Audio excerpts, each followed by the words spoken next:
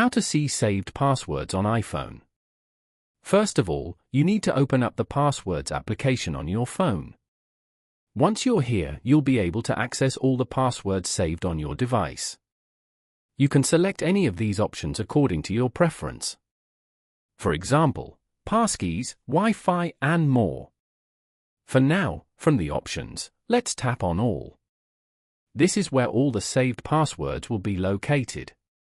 You can scroll through and select any of the platform you like. And as you can see, the account details for this platform are saved here.